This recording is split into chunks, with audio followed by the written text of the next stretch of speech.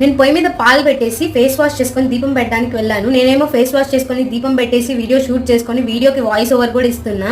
But నేను పాలు పెట్టిన విషయం ఏమో మర్చిపోయినాను. కొద్దిసేపు ఉన్న తర్వాత ఏదో స్మెల్ వస్తుంటే ఏందబ్బా అని అప్పుడు గుర్తొచ్చింది పాలు పెట్టిన విషయము. సో ఇలా పాలు పొంగిపోయాయి. బేసిక్గా ఇలా ఎప్పుడైనా పాలు మనం పెట్టి మర్చిపోయి పొంగిపోతే ఏదైనా శుభం జరుగుతోంది అనే సైన్ అంట.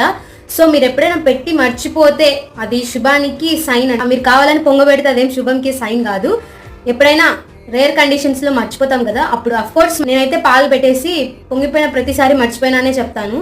సో అప్పుడు నిజంగానే మర్చిపోయింటానో నాకు అలా చెప్పాలనిపిస్తుంది తెలీదు. మర్చిపోతాను బేసిక్గా, పొంగిపోయిన తర్వాత గుర్తొస్తుంది. అఫ్కోర్స్ మన గర్ల్స్ అందరము పొయ్యి మీద పాలు పెట్టి పొంగిపోయిన ప్రతిసారి మర్చిపోయినామనే చెప్తాము. బట్ నిజంగానే మర్చిపోయి పొంగిపోతే అది శుభంకి సైన్. మదర్స్ నిజంగా మర్చిపోయి పొంగిపోయినప్పుడు అది శుభానికి సైన్. సో తిట్టే కానీ మదర్స్. నచ్చితే లైక్ చేసి సబ్స్క్రైబ్ చేసుకోండి. By, take care.